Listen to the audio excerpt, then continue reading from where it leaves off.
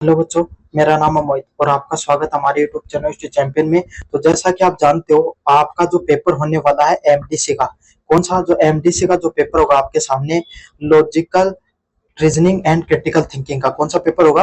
Logical reasoning and critical thinking का जो paper होगा, उससे संबंधित जितने महत्वपूर्ण प्रश्न होने वाले सारे सारे आपको करवाने वाला हूँ। आपको क्या करना है, वीडियो को पूरा देखना है, चैनल को सब्सक्राइब कर देना है और अपने दोस्तों को जरूर से शेयर कर देना है। अब तो भाई कर दो चैनल को शेयर। आपको जितने भी पेपर दिए लगभग में 90% से ज्यादा मेरे पढ़ाए हुए कंटेंट से आया है। समझ में आ गया। साथ के साथ मात्र 2000 सब्सक्राइबर ही तो कम है चैनल को सब्सक्राइब करने में। और ये लॉजिकल रीजनिंग क्रिटिकल थिंकिंग की ना पीडीएफ मिल रही है ना कहीं पर क्लासेस, सब कुछ फ्री में प्रोवाइड करा रहा हूँ। कम से कम चैनल को सब्सक्राइब करना आपका फ्री में करना पड़ता है, पैसे भी नहीं लगते हैं। कर दो भाई सब्सक्राइब, ताकि अपने 30,000 सब्सक्राइबर है वो पूरे हो जाए। साथ के साथ जो कोने में जो व्यू प्रोडक्ट वाला ऑप्शन है, कौन सा व्यू प्रोडक्ट वाला ऑप्शन है, इस पे क्लिक करके अगर फ्लिपकार्ट और मित्रा से कोई प्रोडक्ट खरीदोगे, सबसे ज्यादा डिस्काउंट आपको देखने को मिलेगा। तो जाओ और जाकर खरीद सकते हो। और ये पीडीएफ है जो आपके सामने, logical reasoning and critical thinking की कहां पर मिलेगी, इसके बारे में भी अभी बता देता हूँ आपको। अगर आप ये पीडीएफ फ्री में प्राप्त करना चाहते हो तो आपको कुछ नहीं करना, डिस्क्रिप्शन में टेलीग्राम का लिंक दे रखा है, वहां पर क्लिक कर लेना है। जैसे क्लिक करोगे आप इस प्रकार के टेलीग्राम चैनल पे पहुंच जाओगे। यहाँ पर पहुंचने के बाद ऊपर की तरफ स्टडी चैंपियन लिखा होगा, यहाँ पर क्लिक करना है। यहाँ पर क्लिक करने के बाद में फाइल वाले सेक्शन पे क्लिक करना है। क्लिक कर लिया। क्लिक करने के बाद में कोने में जाओगे, तब आपको सर्च वाला ऑप्शन मिलेगा और यहाँ पर लॉजिकल सर्च कर लेना। क्या लॉजिकल सर्च कर लेना। जैसे सर्च करोगे लॉजिकल, तो यहाँ पर लॉजिकल एंड क्रिटिकल थिंकिंग के नाम से आपके सामने एक तो एमसीक्यू वाली पीडीएफ पड़ी हुई है। तो लॉजिकल नहीं भाई, लॉजिक सिर्फ सर्च करना, LOGIC, लॉजिक सिर्फ सर्च करना, आपके सामने पीडीएफ देखने को मिल जाएगी logic reasoning and critical thinking से संबंधित। समझ में आ गया। सिर्फ आपको लॉजिक सर्च करना है, क्या LOGIC, ये सर्च कर लेना, आपको फ्री में पीडीएफ देखने को मिल जाएगी। चलिए शुरू करते हैं आपके सामने जो आपका पेपर होने वाला है उससे संबंधित महत्वपूर्ण प्रश्नों को। यूनिट फर्स्ट है जिसमें बेसिक कॉन्सेप्ट और स्क्वायर पोजीशन से संबंधित प्रश्न पढ़ेंगे। पहला प्रश्न है, तर्क शास्त्र की परिभाषा दीजिए तथा इसके स्वरूप, क्षेत्र व महत्व की विवेचना कीजिए। क्या बताना है कि तर्क शास्त्र क्या होता है, क्या बताना है, तर्क शास्त्र क्या होता है उसके बारे में बताना है। साथ के साथ इसका स्वरूप कैसा होता है, इसका क्षेत्र कैसा होता है और इसका महत्व कैसे होता है, इसके बारे में आपको बताना है। मोस्ट इंपोर्टेंट प्रश्न है। तर्क शास्त्र, लॉजिक, ग्रीक भाषा में लोगस से शब्द से बना हुआ है जिसका अर्थ होता है विचार या शब्द। मैं बताऊं, देखो जो तर्क शास्त्र है, लॉजिक है ना, लॉजिक शब्द से बना। तर्क शास्त्र का क्या है, लॉजिक शब्द से बना हुआ होता है। लॉजिक साइंस के नाम से अपन इसको जान सकते हैं भाई। इसमें लॉजिक होता है ना, आप सबको पता है भाई, लॉजिक शब्द है ये कौन सी भाषा से, ग्रीक भाषा से बना है। कौन सी भाषा से बना है, ग्रीक भाषा के जो आपके सामने शब्द होते हैं, जैसे ये लॉजिक शब्द तो इंग्लिश का है, लेकिन इसका जो रूट वर्ड है, मतलब जैसे कुछ शब्द होते हैं भाई हिंदी में भी जो संस्कृत से आए हैं, कुछ उर्दू से आए हैं, ऐसे ही ये शब्द आपके सामने लोकस शब्द था, उसको आपके सामने इंग्लिश में क्या बोला जाता है, लॉजिक बोला जाता है। और आपको पता है भाई, आपने काफी बार सुना होगा अपने दोस्तों से कि भाई इस लड़के का तो, इस दोस्त का तो लॉजिक बहुत अच्छा है। लॉजिक मतलब जो आप कोई भी विचार देते हो, कोई भी अपनी तर्क या शब्द कहते हो जो वास्तविकता से जुड़ा होता है, उसी को लॉजिक के नाम से जाना जाता है। अगर अपन बात करें लॉजिक साइंस की, तो ये वो विज्ञान होता है जो सत्य की खोज के लिए सही या गलत के बीच में अंतर पैदा करने के लिए नियम व विधियों को विस्थापित अध्ययन करता है। भाई आपके सामने, आपने पहले बचपन में एक कहावत सुनी होगी अपने दादा दादी से कि भाई जो ये पृथ्वी है ना, गाय की सींग पर टिकी हुई है। एक साधारण उदाहरण दे रहा हूं मैं, बैल के सींग पर टिकी हुई, ऐसे सुना होता। लेकिन बाद में क्या हुआ, विज्ञान की अलग अलग प्रकार की क्या हुई, डिस्कवरी होना शुरू हुई भाई, है ना। तो उससे पता चला कि ये कोई सींग विंग पर नहीं टिकी हुई भाई, ये गुरुत्वाकर्षण बल से आपके सामने इनका घूर्णन देखने को मिलता है, हुआ ना। तो यही लॉजिक शास्त्र काम करता है। लॉजिक शास्त्र क्या काम करता है, आप कोई भी बात कह रहे हो ना, क्या वो सही है या गलत है, सही है तो क्यों सही है, और कोई भी बात गलत है तो क्यों गलत है, उनके बीच में जो आप आर्गुमेंट, तर्क देते हो, उसके बीच में अंतर करने और नियम व विधियों को विस्थापित करने का अध्ययन करता है। क्या करता है कि आपने कोई बात कही, वो गलत है तो क्यों है, उसके पीछे क्या कारण है, अगर आपने कही तो वो सही है तो क्यों, उसके पीछे क्या कारण है, सारी की सारी चीजों को ये आपको बता देता है। समझ में आ गया। तो कोई भी व्यक्ति की बात गलत व सही है, उसके बीच में अंतर विस्थापित करने का काम किसका है, अपना जो तर्क शास्त्र है उसका है। किसका है, तर्क शास्त्र का काम है। समझ में आ गया आपको अच्छे से। चलिए अगले वाले की बात करें, इसका नेचर कैसे होता है, लॉजिक का नेचर। आदर्शमूलक, नॉर्मेटिव साइंस, यह नहीं बताता है कि मनुष्य कैसे सोचता है, यह मनोविज्ञान का काम है, बल्कि ये बताता है कि सही निष्कर्ष तक पहुंचने के लिए मनुष्य को कैसा सोचना चाहिए। मतलब देखो, अपन कोई भी घटना घटित हुई, समझ में आ गया? कोई भी घटना घटित हुई, जैसे आपके सामने कि रूस का नाम है, ईरान और आपके सामने जो अमेरिका के बीच में, इसराइल के बीच में युद्ध चल रहा है, समझ में आ गया? तो आप में से कुछ लोग ईरान का सपोर्ट कर रहे होंगे, कुछ लोग अमेरिका का कर रहे होंगे, इसराइल का कर रहे होंगे, है ना? हो रहा है ना भाई आपके सामने, सबका अपना अपना भाई उद्देश्य होता है सोचने का। तो कोई भी मनुष्य उस चीज के, कोई भी घटना घटित पर कैसे सोचता है उस घटना के ऊपर, ये मनोविज्ञान का काम है भाई। ये सभी भी, कोई भी इंसान है, आप पक्ष ईरान का ले लो चाहे अमेरिका का, लेकिन युद्ध हर व्यक्ति को बुरा लगता है। सबको पता है नरसंहार होता है, नेता का फैसले होते हैं, ना तो किसी को फायदा है ना किसी को नुकसान है। ये नेता आज हैं कल चले जाएंगे, ये अपनी शक्ति का चाहे दुरुपयोग कर रहे हो चाहे सदुपयोग कर रहे हो, लेकिन लोगों का तो नुकसान ही है। ऐसा सब सोचते हो ना, है ना? तो ये आप उस किसी भी घटना के बारे में कैसे सोच रहे हो, ये मनोविज्ञान का काम है। लेकिन तर्कशास्त्र क्या बताता है? तर्कशास्त्र ये बताता है कि आप युद्ध के बारे में, है ना, युद्ध के बारे में आप गलत सोचते हो तो क्यों सोचते हो, उसके पीछे सही कारण क्या है कि उसमें लोगों की मृत्यु होती है ना, नरसंहार होता है, उससे कोई जो, अब चाहे अमेरिका हो गया, चाहे ईरान हो गया, चाहे इजराइल हो गया, अंततः बात यही होती है भाई कि किसी को फायदा नहीं होना इससे, है ना? अमेरिका ने ईरान में, अफगानिस्तान में युद्ध किया था, उसने और भी कई जगह युद्ध किए, कोई मतलब नहीं होता है, सब अपने हथियार बेचते हैं, सबका अपना अपना बिजनेस मॉडल होता है, उस आधार पे ये सब चलता रहता है। समझ में आ गया? तो आप इन सब, कोई भी घटना घटित हो रही, उसके पीछे, घटित घटना के पीछे सही कारण क्या है उस तक पहुंचते हो, उसी को क्या कहा जाता है? तर्कशास्त्र का ज्ञान कहा जाता है। कला और विज्ञान दोनों, ये नियमों को एक व्यवस्थित ज्ञान, विज्ञान है, मतलब इसमें जो नियम कायदे होते हैं उसको एक व्यवस्थित तरीके से एडजस्ट करके रखा जाता है। क्या किया जाता है? जितने भी जो नियम होते हैं उनको सही से व्यवस्थित किया जाता है, उसी व्यवस्थित ज्ञान को विज्ञान के नाम से जाना जाता है। उन नियम को वास्तविक जीवन या बहस से लागू करने की क्षमता कला भी है। देखो, इसमें कला और विज्ञान दोनों जुड़ा हुआ है। कैसे जुड़ा हुआ है? सबसे पहले आपने सोचा, क्या सोचा कि पृथ्वी है ना वो सूरज के आस पृथ्वी है ना वो सूरज के आसपास क्यों घूमती है, आपने सोचा, है ना? फिर आपने क्या किया, उसके ऊपर अलग अलग प्रकार की डिस्कवरी वगैरह जो अब तक हो चुकी हैं उनको आपने पढ़ा, या फिर आपने क्या किया, जो टेलीस्कोप वगैरह कोई भी वैज्ञानिक पद्धति अपनाकर आपने उस चीज को समझा। तो अगर आपने जो समझा ना कि वो घटना घटित हुई, वो तो है विज्ञान, है ना? और आपके दिमाग में वो कल्पना आई पहली बार कि वो पृथ्वी सूरज के आसपास क्यों घूमती है, वो क्या है? कला। तो ये जो तर्क शास्त्र है, दोनों का मिश्रण है, विज्ञान और कला दोनों का मिश्रण देखने को मिलता है। क्षेत्र की बात करें, तर्क शास्त्र का क्षेत्र बहुत व्यापक, अत्यंत व्यापक है। मतलब तर्क शास्त्र भाई, जिंदगी में आज के समय अपन छोटी छोटी बातों में किसका देखते हैं? लॉजिक को देखते हैं कि भाई किस इंसान का लॉजिक सही है। हर इंसान लॉजिक को देखता है। तो तर्क शास्त्र छोटा विषय नहीं, जो तर्क शास्त्र है ना, ये छोटा विषय नहीं है। तर्क शास्त्र अपने आप में बहुत व्यापक है, मतलब बहुत ही बड़ा विषय के रूप में नजर आता है। क्योंकि छोटा विषय नहीं, इसीलिए नहीं क्योंकि विज्ञान और कला सब कुछ है आपको। अरे एक बात छोड़ो, आज के दिन अगर टीवी पर कोई डिबेट चल रही है, दो आदमी आपस में बहस कर रहे हैं, अपन क्या देखते हैं कि किसकी बात लॉजिकल है। आजकल आप पॉडकास्ट देखते हो, क्यों देखते हो? कि उसने कितनी लॉजिकल बात की है, कितनी बढ़िया बात की है। समझ में आ गया? इसके मुख्य रूप से अध्ययन करने के क्या, कौन कौन से आपके सामने अध्ययन किया जाता है, कौन कौन से क्षेत्र का अध्ययन किया जाता है? पहला होता है तर्क काव्य, प्रोपोर्शनल, ऐसे कथन जो सत्य या असत्य हो सकते हैं। मतलब अलग अलग प्रकार का इसका व्यापक क्षेत्र होता है। इसमें पहले होते हैं तर्क वाक्य। तर्क वाक्य क्या होते हैं? वो वाक्य जो सही भी हो सकते हैं, गलत भी, है ना? अब काफी नेता बात करते हैं भाई, टीवी पर बहस चलती रहती है, उसमें से वो आधी बात तो सही कह के जाते हैं, आधी बात गलत कह के जाते हैं। इस प्रकार के वाक्यों को क्या कहा जाता है? प्रोपोर्शनल कहा जाता है, तर्क वाक्य के नाम से जाना जाता है ना? अगला है निर्गमनात्मक तर्क। निर्गमनात्मक तर्क कौन से होते हैं? सामान्य नियमों से विशेष निष्कर्ष निकालना। सभी मनुष्य मरणशील है, राम मनुष्य है, राम मरणशील है। मतलब अपन क्या कर रहे हैं, पिछली घटित हुई घटनाओं के आधार पे, जो जीवन के साधारण घटनाएं होती हैं, जैसे कि हर इंसान को आज नहीं तो कल मृत्यु को प्राप्त करना है। सबको पता है भाई एक ना एक दिन इंसान को मरना है, जो इस दुनिया में आए। तो अगर कोई इंसान आपके बारे में कहे कि भाई एक ना एक दिन तो अपन भी इस दुनिया से जाएंगे, तो सामान्य बात है। इस प्रकार की बात है जो दुनिया में सभी लोगों पर लागू होती है, और उसी बात को आप अपने जीवन से या किसी और व्यक्ति से जोड़ते हो, तो उसको निर्गमनात्मक तर्क के नाम से जाना जाता है।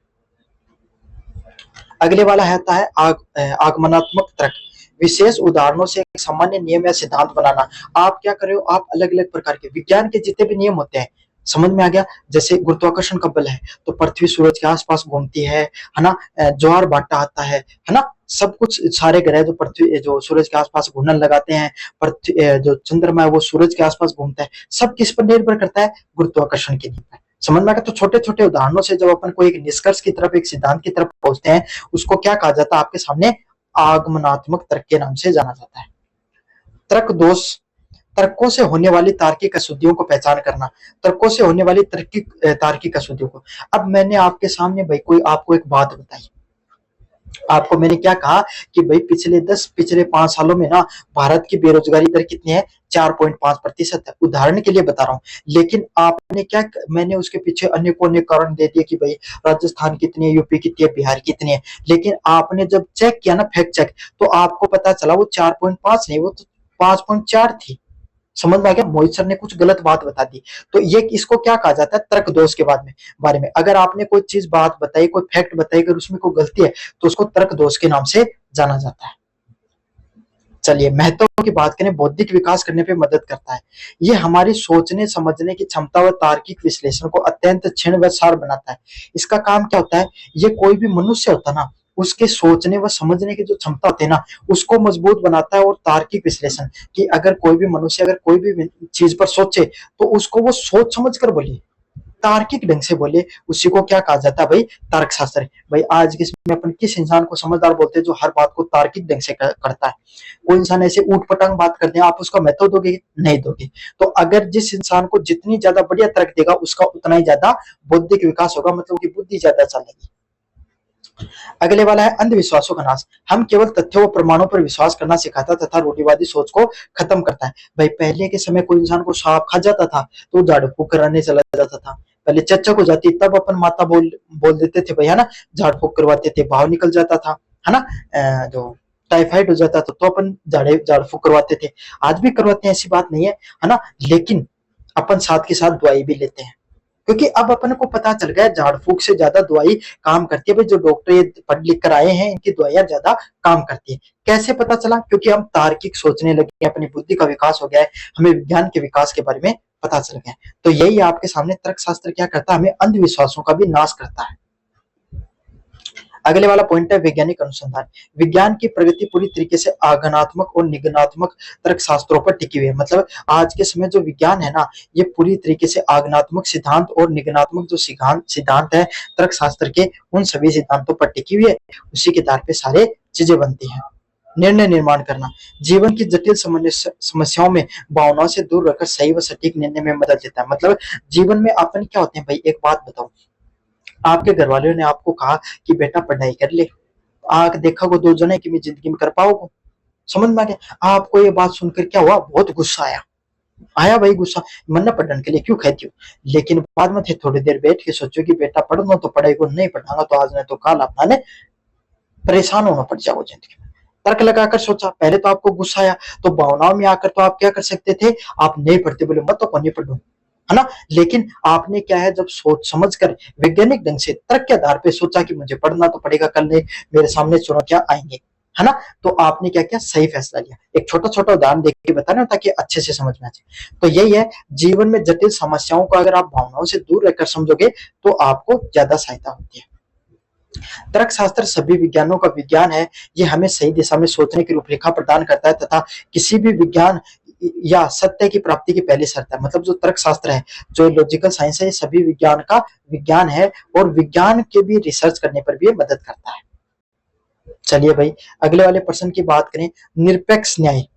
निरपेक्ष न्याय क्या है? इसके नियम व आकृति के प्रकारों के बारे में समझिए। निरपेक्ष न्याय क्या होता है उसके बारे में पढ़ेंगे। नियम और आकृति के कितने प्रकार होते हैं इसके बारे में अपन विस्तार से देखेंगे। निरपेक्ष न्याय कैटेगोरिकल सिलोगिज्म एक प्रकार का निर्णात्मक तर्क है, डिडक्टिव आर्गुमेंट है। इसमें 3 निरपेक्ष तर्कशास्त्र, 2 आधार वाक्य व निष्कर्ष होते हैं। मतलब ये एक प्रकार का, आप कोई भी व्यक्ति को तर्क देते हो ना, उसको देने का तरीका है। इसमें क्या है, आप कोई भी व्यक्ति को जब कोई बात बताते हो तो 2 वाक्य बताते हो, प्लस में आप क्या करते हो भाई, आपके सामने एक उसमें निष्कर्ष जोड़ते हो। तो 3 चीजें होती हैं इसमें, 2 तो इंसान वाक्य जोड़ता है और अंत में एक निष्कर्ष निकलता है। इसके 3 पद होते हैं, मेजर निष्कर्ष का विधेय, अंतवाद निष्कर्ष, उद्देश्य और मध्यम पाद 2 मतलब देखो इसके तीन भाग होते हैं। मुख्य भाग होता है निष्कर्ष का विधेय, जो निष्कर्ष निकला वो। माइनर पार्ट होता है निष्कर्ष का उद्देश्य, कि निष्कर्ष निकाला उसका क्या उद्देश्य है। और मिडल टर्म होता है दो आधार वाक्यों में होता है लेकिन निष्कर्ष में नहीं होता है। भाई एक एक करके समझेंगे तब आपको और अच्छे से समझ में आएगा। निरपेक्ष वाक्य के प्रमुख नियम क्या होते हैं। कोई भी निरपेक्ष वाक्य लिखते हो इसमें केवल तीन पद टर्म होनी चाहिए। यदि किसी शब्द के दो अर्थ निकलते हैं तो चतु पद दोष फॉल्सी ऑफ फोर टर्म हो जाता है। मतलब इसमें तीन टर्म होने चाहिए। निरपेक्ष न्याय में अगर कोई भी चीज को जब आप समझ रहे हो तो इसमें तीन टर्म होने चाहिए।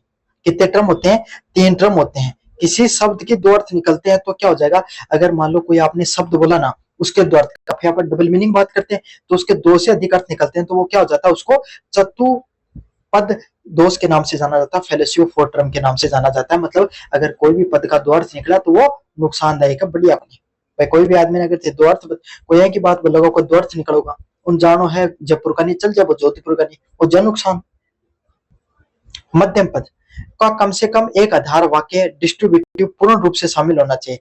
तो एक इसमें मध्यम पद होता है, इसमें क्या, एक आधार वाक्य, मतलब एक पूर्ण रूप से शामिल होना चाहिए, मतलब एक आधार वाक्य इसके अंदर होना चाहिए। साइंटिफिक चीजें हैं, आपको रटनी या फिर याद ही करनी पड़ेंगी। अब इसमें मैं कोई ट्रिक नहीं बता सकता। निष्कर्ष में यदि कोई पद व्याप्त नहीं होता है तो आधार वाक्य में ही व्याप्त ना हो। निष्कर्ष में यदि कोई पद व्याप्त नहीं हो सकता तो आधार वाक्य में व्याप्त ना हो। अगर आधार वाक्य में अगर कोई पद व्याप्त नहीं होता तो निष्कर्ष में भी नहीं होना चाहिए। यदि कोई एक आधार वाक्य नकारात्मक है तो निष्कर्ष भी नकारात्मक होगा। दो नकारात्मक आधार वाक्यों का कोई निष्कर्ष नहीं निकलता है। मतलब अगर आधार वाक्य जो आपने बात बोली अगर वही नेगेटिव है ना तो निष्कर्ष भी नेगेटिव निकलेगा। जैसे 2026 में तो धरती खत्म है अगर आप इस बात को सोचने लगे तो फिर आप जिंदगी में क्या निकलोगे, नेगेटिव ही सोचोगे। भाई उदाहरण देके बता रहा हूं आपको, तो आपका जो निष्कर्ष है वो भी नेगेटिव निकलेगा। नकारात्मक आधार वाक्यों से कोई निष्कर्ष नहीं निकलता। अगर आप नेगेटिव अगर कोई बात बोलते हो तो उसका रिजल्ट भी नेगेटिव निकलता है। दो नेगेटिव बात बोल दी ना, जैसे कि 2025 में भी खत्म है, 2026 में भी खत्म है, कंफ्यूज हो जाओ वो कौन सी होगी, मेरी खत्म होगी जाना, है ना। तो इसी को क्या कहा जाता है, अगर दो निष्कर्ष आपके नेगेटिव हैं तो आपका उसका कोई निष्कर्ष नहीं निकाल सकते। फिगर आकृति से तात्पर्य दो आधार वाक्य, मध्यम पद मिडल टर्म की स्थिति या पोजीशन से है। मध्य पद की स्थिति आधार की चार आकृति होती है। इसमें चार अलग अलग प्रकार की आकृतियां बनाई जाती हैं। कौन सी होती है, पहली होती है प्रथम आकृति। एम के पहले वाक्य में सब्जेक्ट और दूसरे वाक्य में प्रिडिक्शन होता है। मतलब एम का जो पहला वाक्य दिया जाता है ना उसमें क्या होता है, उद्देश्य सब्जेक्ट होता है और दूसरे में प्रिडिक्शन। भाई मैंने इसमें क्या है कि पिक्चर नहीं जोड़ी है, इसमें ये हो गई एक छोटी सी गलती, अगर जोड़ के रखता तो आपको अच्छे से दिख जाती। द्वितीय आकृति एम के दोनों वाक्य में विधेयक होता है। तो इसको तो भाई देखो मैं चित्र के साथ ही समझाऊंगा, जो अगर अगली क्लास लूंगा ना तब इसको चित्र के साथ ही समझा दूंगा आपको, क्योंकि ऐसे समझ में आने से रहा है पॉइंट। अगले वाला प्रश्न ही पढ़ा देता हूँ। चलिए अगले वाले प्रश्न की तरफ अगर अपन बढ़े तो प्रश्न है सत्यता और वैधता में अंतर स्पष्ट कीजिए। ट्रूथ क्या होता है और वैलिडिटी क्या होती है, दोनों में क्या अंतर होता है उसके बारे में अपन विस्तार से पढ़ेंगे, है ना। पिछले वाला प्रश्न में भाई वो चित्र की जरूरत है वो बनाया नहीं था इसके अंदर, तो इसके वजह से सही से नहीं समझा जाएगा। अगला वीडियो लाऊंगा तो जरूर से समझा दूंगा। अगले वाला प्रश्न देख लो, ये इंपॉर्टेंट है।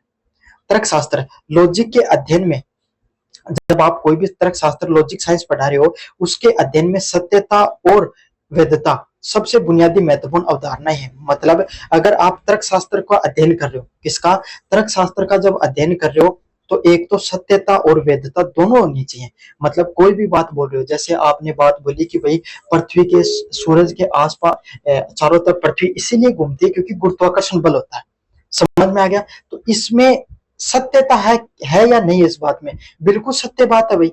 और वैधता क्यों है, क्योंकि इसमें अलग अलग प्रकार के वैज्ञानिक नियमों से ये बात सत्य की गई है। तो यही है, अगर आप तर्कशास्त्र में कोई भी बात को तो सत्यता और वैधता दोनों होनी जरूरी है। दोनों होंगी तभी कोई चीज अच्छे से हो सकती है। आम बोलचाल में लोग एक ही अर्थ का प्रयोग करते हैं, लेकिन तार्किक दृष्टिकोणों में दोनों का प्रयोग में गहरा और स्पष्ट अंतर है। भाई कोई भी अगर इंसान से पूछो जाना, अगर आप आम बोलचाल में बोला तो कोई भी चीज सत्यता मतलब ट्रुथ और वैलिडिटी, आप आम बोलचाल में इनका अर्थ देखो। अपन आमतौर पर क्या कहते हैं, अपन क्या कहते हैं, अगर कोई इंसान ने सत्य बात बोली है ना तो वो वैलिड भी होगी हर जगह, है ना। अपन बोलते हैं ना भाई आपके सामने यही होता है भाई, जैसे कि अपन ने वही बात है, पृथ्वी सूरज के आसपास घूमती है, तो अपन कहेंगे सत्य है तो वैलिड भी होगी, लेकिन जरूरी नहीं हर सत्य बात वैलिड हुई। दोनों का तर्क शास्त्र में बहुत अलग अलग अर्थ निकलता है, लेकिन तार्किक दृष्टिकोणों में इन दोनों में बहुत गहरा व अंतर, स्पष्ट अंतर है। मतलब इन दोनों के अर्थ में काफी अंतर दिखाई पड़ता है अगर आप जब इसको पढ़ते हो तब। सत्यता क्या होती है? सत्यता व असत्यता का संबंध हमेशा एकल कथनों या तर्क वाक्यों से होता है।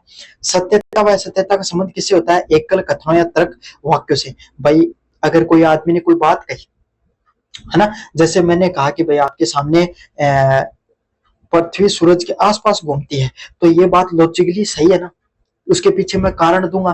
क्यों है? क्योंकि गुरुत्वाकर्षण बल की वजह से घूमती है पृथ्वी के सूरज के आसपास। समझ में आ गया? अगर अपन क्या करते हैं भाई, किसी भी चीज के ऊपर अगर अपन आगे की तरफ बल लगाते हैं तो वो चीजें हमारे पीछे की तरफ हमारे पर बल लगाती है। न्यूटन का थर्ड लॉ यही कहता है ना, यही कहता है ना। तो अपन उसके पीछे तर्क बात कहेंगे, तो ये बात क्या है? सच है। सच होने के पीछे कारण क्या है? कि वो कोई बात वैज्ञानिक तरीके से सिद्ध हुई है। भैया बात वैज्ञानिक तरीकों से सिद्ध है। कोई अगर साइंस कोई आर्ट और स्टूडेंट कदम मानते बेरे को नहीं बात को, न बेरो तो कोई बात को नहीं, विज्ञान पढ़ी हूं। यदि कोई कथन वास्तविक दुनिया में फैक्ट या भौतिक वास्तविकता से मेल खाता है तो वो ट्रू है, अन्यथा वो फाल्स है। मतलब अगर वो कोई भी कथन जो मैंने कहा, अब मैं भी मेरे कोई नियम बना दूंगा कालू कि भाई अगर कोई भी इंसान का थप्पड़ मारे वो भी थार थप्पड़ मारो, है ना, बोले यो भी वैज्ञानिक नियम है। कोई वैज्ञानिक नियम के बरो कोई आदमी को नहीं मारे, शरीफ आदमी हुआ। समझ में आ गया?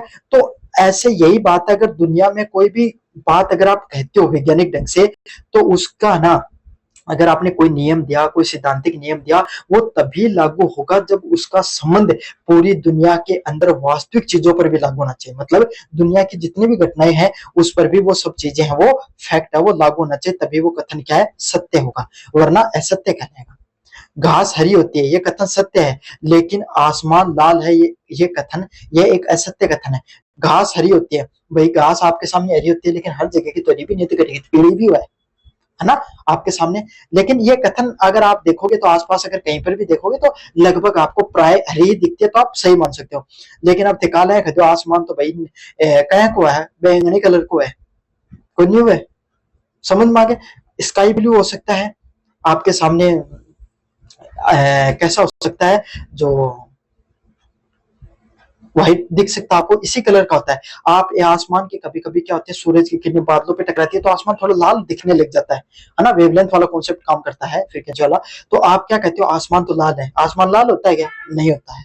तो यही है, ये दोनों कथनों में यही अंतर है कि प्रायतः जो घटनाएं होती हैं, वो पूरी, आपने जो बात कही वो पूरी दुनिया पर लागू भी होनी चाहिए। विशेषता तर्क सत्यता तर्क शास्त्र का विषय नहीं बल्कि विज्ञान व वास्तविकता का विषय है। तर्क शास्त्र है ना, तर्क शास्त्र सत्यता तर्क शास्त्र का विषय नहीं बल्कि विज्ञान व वास्तविकता का विषय। भाई सीधी सीधी बात है, तर्क शास्त्र की बात करें, कोई सच्ची बात करो तो मैं थारो ना, कोई कोई नहीं। समझ में आ गया? सत्य का साथ देने वाला व्यक्ति है कौन? तर्क शास्त्र विज्ञान।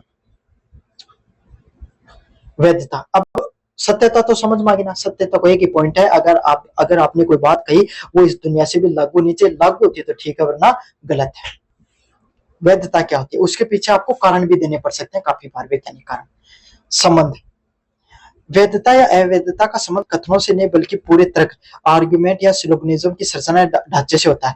भाई आपने कोई भी चीज बात कही, वो कहीं पर वैध है, वैलिड होगी या नहीं होगी, ये कथन पर नहीं पूरे तर्क या संरचनात्मक ढांचे पर लागू होती है। मतलब भाई आपके सामने अपन जो सिलोगलिज्म बनाते हैं, आपने सिलोगलिज्म बनाए होंगे ना, ऐसे वाले जो बनते हैं, है ना, कुछ कुत्ते बिल्ली हैं, कुछ बिल्ली कुत्ते हैं, इस प्रकार के आपने सुना होगा ना। तो उस प्रकार की चीजें होती हैं। एक वैलिड तब माना जाता है जब निष्कर्ष उसके आधारभूत या तार्किक नियमों के अनुसार अनिवार्य रूप से निकलता है, वास्तविक दुनिया की सत्यता से कोई लेना देना नहीं होता। मैं बताऊं वैलिड चीजें क्या होती हैं। आपने सिलोगलिज्म के प्रश्न पढ़े होंगे, जैसे कि अगर कंपटीशन की तैयारी करते हैं, रीजनिंग पढ़ी हुई उनको पता है, कुछ बिल्ली कुत्ते हैं, नहीं ये बता देता हूं आपको, सभी बिल्ली कुत्ते हैं, कुत्ते है ना, और कुछ कुत्ते आपके सामने शेर हैं। अगर आपने ऐसा बना दिया तो इसका कैसे बनाते हैं भाई, वो गोला बनाते ना, सभी बिल्ली यहाँ पर लिख दिया, फिर आपके सामने कुत्ते हो गए। अगर वो अपने पूरा डायग्राम नहीं है, वरना तो मैं आपको बनाकर समझा देता। तो उसमें क्या है, क्या बिल्ली कुत्ते हो सकता है कभी, है ना, कभी जो कुत्ते हैं वो शेर हो सकता है? नहीं हो सकता। लेकिन जब जब सिलोगिज्म को जब आप बनाते हो और उसको सोल्व करते हो, तो उसमें जो निष्कर्ष दिया जाता है, अगर वो सही हो जाता तो करेक्ट है। तो उसमें यही बात कही जाती है सिलोगिज्म जब आप सोल्व करते हो कि सत्यता से कोई लेना देना नहीं है, दुनिया से कोई लेना देना नहीं है आपका। वो बात अगर आप बता रहे हो वो बस वैलिड होनी चाहिए। मतलब जो कथन आप कह रहे हो ना, वो आपके सामने क्या होना चाहिए? वैलिड होना चाहिए। बस वही है, दुनिया में लागू हो तो ठीक है, न लागू हो तो कोई दिक्कत को नहीं। समझ में आ गया ना? और नहीं बेर पाटे धनिया बात मैं की बता दी तो कोई बात को नहीं। कंपटीशन की तैयारी करोगा ना, जब दिन मान माराऊंगा, जो कंपटीशन की तैयारी करोगा ना, रीजनिंग पढ़ोगा जो आपको समझ में आ जाएगी। इतनी बात समझ लो। सत्यता की बात क्यों है? ट्रुथ की बात क्यों है? ट्रुथ है कि बात अगर कोई बात खदी वो पूरी दुनिया में लागू भी होनी चाहिए, वैलिड के है, कोई लेनो देनो को नहीं।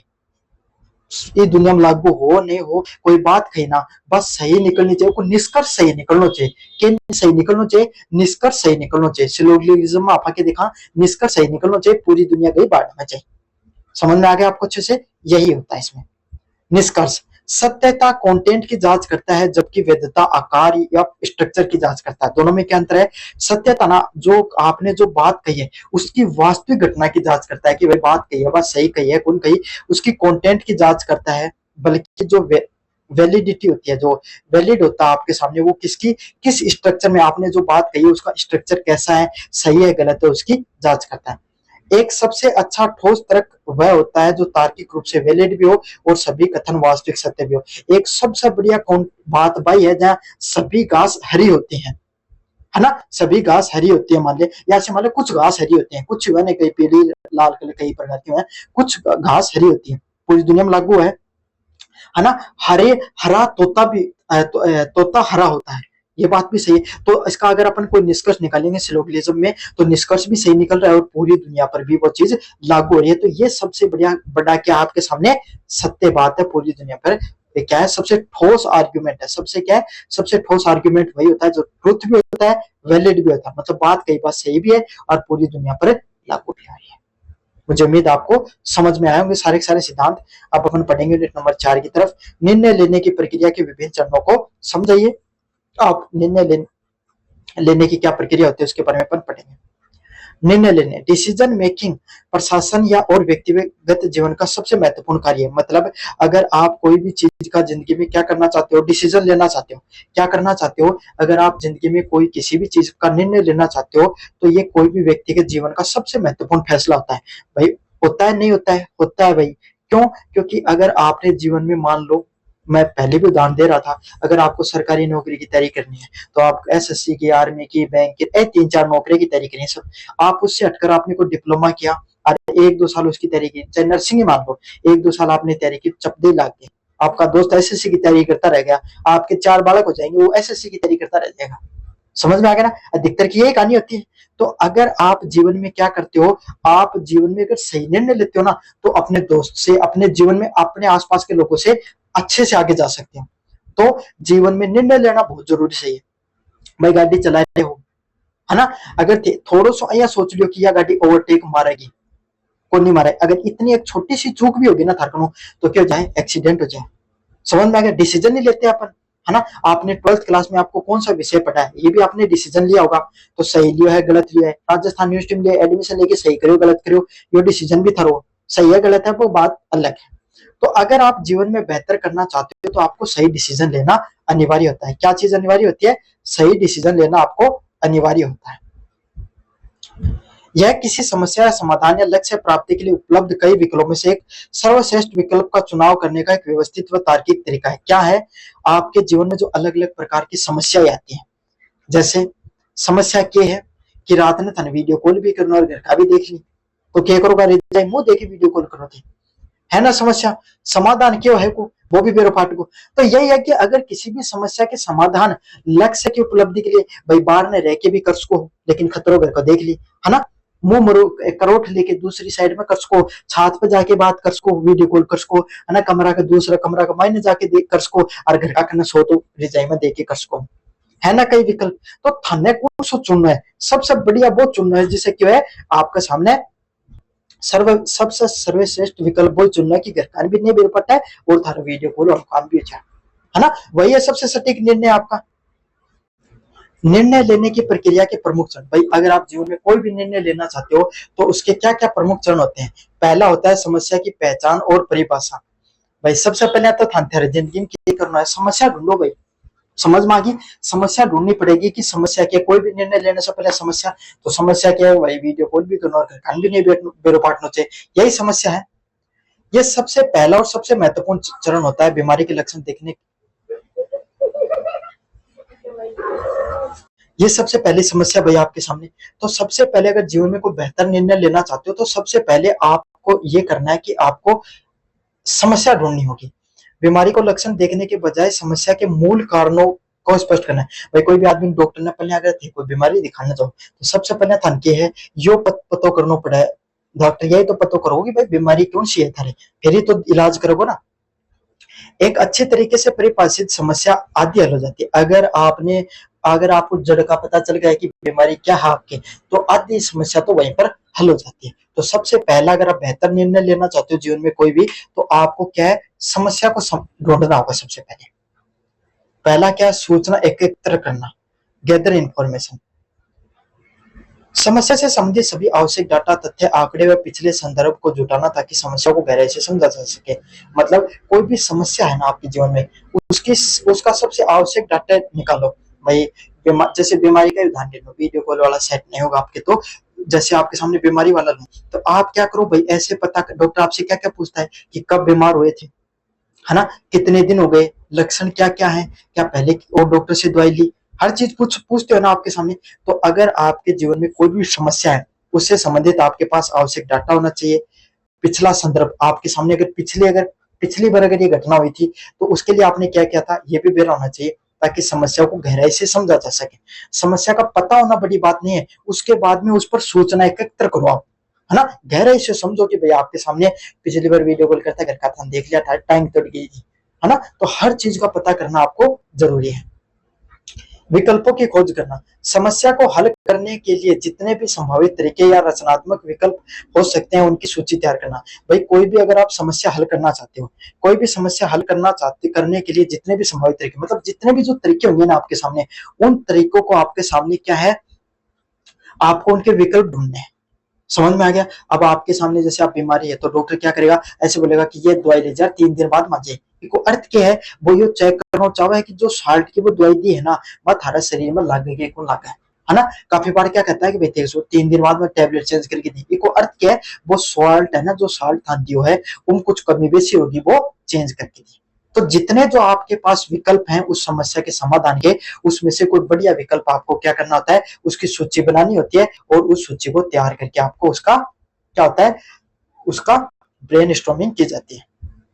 विकल्पों का मूल्यांकन, तैयार किए गए प्रत्येक विकल्पों के लाभ, प्रोज, हानि, लागत समय उसमें शामिल जोखिमों के बारे में भी पता होना चाहिए। भाई काफी बार तो चलो आपके सामने बीमारी से संबंधित है। अगर आप शेयर मार्केट कर रहे हो, है ना, शेयर मार्केट में आपने पैसा लगा दिया तो क्या हो सकता है, डूब भी सकता है। तो आपको अगर कोई भी डिसीजन ले रहे हो जो उसमें आपको ये भी पता होना चाहिए कि लाभ क्या है, हानि क्या है, फायदा क्या है, नुकसान क्या है, कितने समय में होगा, उसमें कितने जोखिम शामिल है। आपको हर घटना के बारे में पता होना जरूरी है। अगर आप इन सब चीजों के बारे में पता होगा तभी आप अच्छे से कर सकते हो।